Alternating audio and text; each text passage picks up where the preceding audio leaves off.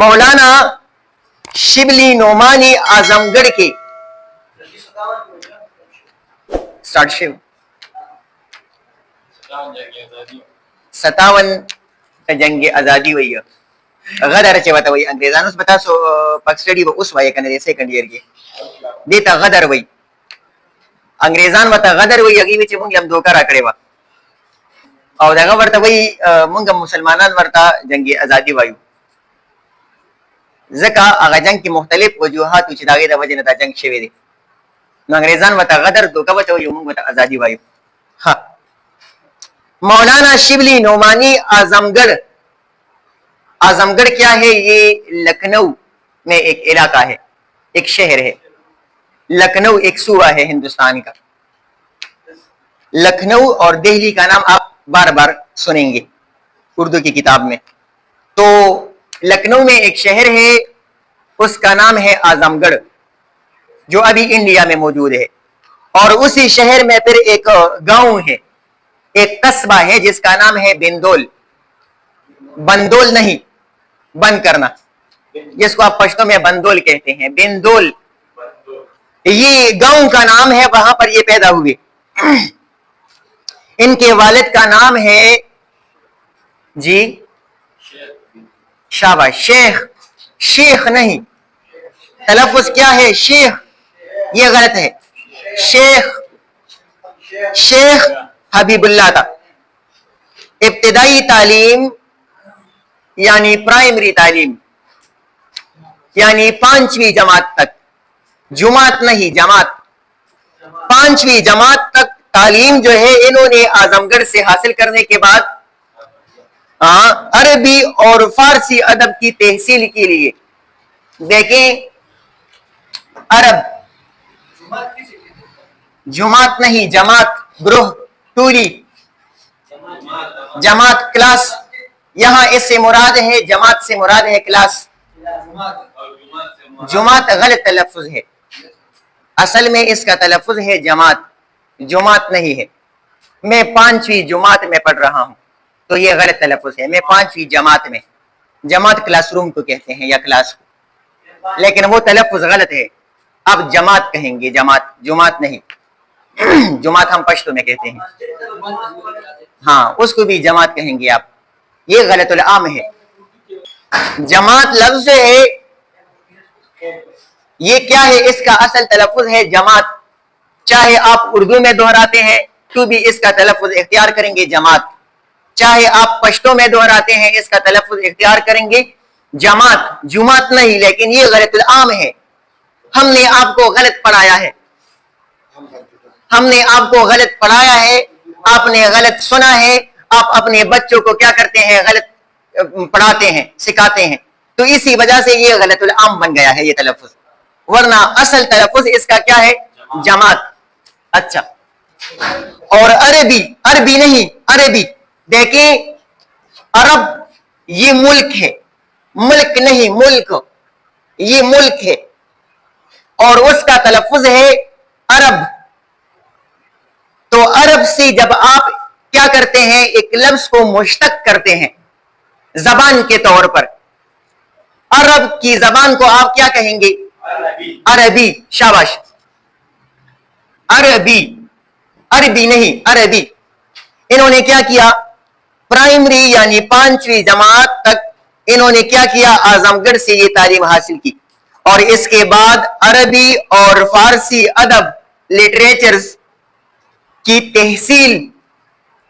تحصیل حصول، وہی تعلیم حاصل کرنے کے لیے یہ کہاں گئی؟ غازی پور. اور وہاں پر مولوی محمد فاروق کے شاگرد ہو گئی. ان سے عربی اور فارسی کی تعلیم حاصل کی. انہوں نہیں، تلفظ کیا ہے؟ انہوں نہیں. ہاں لکھیں گے آپ کس طرح؟ اس طرح، دو چشمی ہاں کے ساتھ. اور اختیار کریں گے کس طرح؟ انہوں. جس طرح گھر، یہ ہاں دو چشمی ہاں جو ہے یہ پوشیدہ طور پر، سائلنٹ طور پر آپ پڑھیں گے گھر. انہوں نہیں. اور اس ہاں کے ساتھ بھی نہیں لکھیں گے آپ. اس ہا کو کیا کہتے ہیں؟ ہائی ملفوظی. اور دو چشمی ہا اس کو ہائی مختفی. اس کو آپ خفیہ طور پر پڑھیں گے گھر، اور اس کو آپ کلی طور پر کھینچ کر پڑھیں گے پہاڑ. دیکھیں پہاڑ اور پھاڑ دونوں ایک طرح ہے نا. اگر آپ نے پہاڑ کی جگہ یہ ہا لکھی تو پھر یہ لفظ پہاڑ بن جائے گا، ریزہ ریزہ کرنا. انہوں نے حصول تعلیم کے حاصل کرنے کے لیے دور دراز کے سفر کیے. سفر کی جمع ہے اسفار. ہاں. تعلیم کی تکمیل یعنی پورا کرنے کے بعد، گریجویشن کے بعد انہوں نے وکالت شروع کی.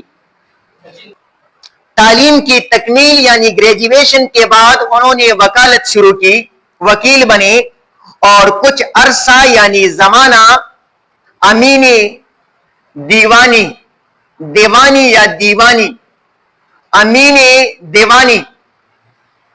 ہاں، امین دیوانی سے کیا مراد ہے؟ Income tax officer. جی ہاں شاباش، انکم ٹیکس آفیسر، ٹیکس وصول کرنے والا افسر. خراج اچھا کی حیثیت سے کام کیا، لیکن جلد ہی طبیعت اچاٹ ہو گئی، اچاٹ اکتا گئی، تنگ آ گئے، اس نوکری سے تنگ آ گئے اور انہوں نے کیا کیا؟ استعفا دے دی. سر سید سے ملاقات کے بعد وہ علی گڑھ کالج میں پروفیسر مقرر ہو گئی. دیکھیں آپ نے بار بار یہ پڑھا ہے، کون سی چیز؟ ایک ہے خواص خمسہ، 5 خواص جو آپ کو محسوس ہوتے ہیں، احساسات. تو وہ کیا ہے؟ دیکھنا، یہ ایک احساس ہے. سونگنا، کھانا، ذائقہ، ٹچ کرنا، اور 5واں سننا. شاباش، یہ خواص ہمسا ہے.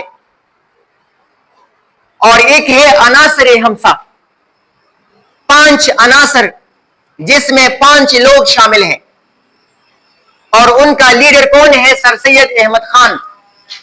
عناصر ہمسا میں 5 بندے شامل ہیں جن کا لیڈر سر سید احمد خان ہے. یہ کیا ہے؟ اس کو آپ ادا کریں گے خان، اور لکھیں گے خان، نون غنہ کے ساتھ لکھیں گے اردو میں. اس کی اصول یہ ہے کہ اردو میں آپ اس کو نون غنہ کے ساتھ لکھیں گے اور ادا کریں گے بالکل خان، نون جیسا آپ ادا کریں گے. اچھا، سر سید ان کا لیڈر ہے. دوسرا بندہ اس میں شامل ہے مولانا الطاف حسین، الطاف نہیں، الطاف حسین حالی. تیسرا بندہ اس میں شامل ہے مولانا شبلی نعمانی. چوتھا بندہ اس میں شامل ہے مولانا محمد حسین آزاد. انسان کسی حال میں خوش نہیں رہتا، 9th میں آپ نے یہ سبق پڑھا ہے. اور 5واں بندہ اس میں شامل ہے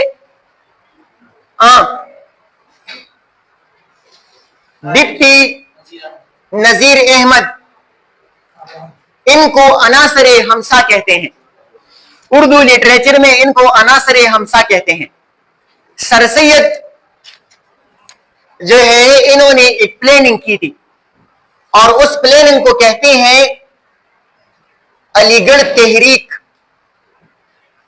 علی گڑھ علاقہ ہے، اسی علاقے میں انہوں نے ایک مہم چلائی تھی، ایک پلاننگ کی تھی.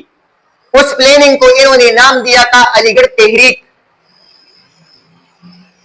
ایک خیال جو ہے انہوں نے پیدا کیا تھا، اور اس خیال کو کیا دینا؟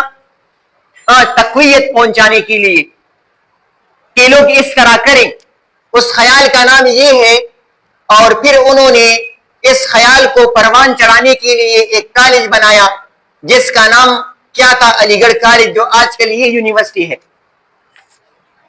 سر سید کا خیال کیا تھا اور کس خیال کو وہ تقویت یا پروان چڑھانا چاہتے تھے؟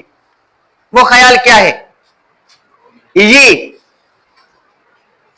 یہ اردو جو رائٹرز ہیں نا، ان کو وہ کہتے کہ آپ مضامین لکھیں اسیز اردو میں،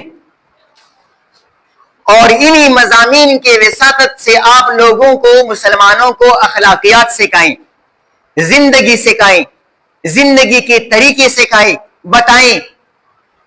آپ انہیں یہ بتائیں کہ آپ انگریزی تعلیم حاصل کریں، اگر آپ نے انگریزی تعلیم حاصل کی تو آپ انگریزوں کے سامنے بیٹھ سکیں گے، اپنا حقوق مانگ سکیں گے، آپ کو بڑے بڑے عہدے اور نوکریاں ملیں گی۔ یہ ان کا منشور تھا، وہ خیال تھا۔ لہذا سر سید سے جب شبلی نعمانی ملے تو انہوں نے اپنے ہی کالج میں، علی گڑھ کالج میں، انہیں پروفیسر بنایا۔ کون سے سبجیکٹ کا؟ نہیں، فارسی کا، کیونکہ یہ بھی عالم تھے نا، مولانا شبلی نعمانی یہ عالم تھے۔ پروفیسر بنایا گیا فارسی زبان کا اور لٹریچر کا۔ شبلی نعمانی نے مختلف ممالک کے سفر بھی کیے۔ علی گڑھ کالج سے علیحدگی، الگ ہونے کے بعد، استعفیٰ دینے کے بعد، نوکری چھوڑنے کے بعد، پروفیسری چھوڑنے کے بعد، انہوں نے دارالمصنفین کی بنیاد رکھی۔ دارالمصنفین، انہوں نے اس نام سے ایک ادارہ کھولا تھا۔ ادارے کا نام کیا تھا؟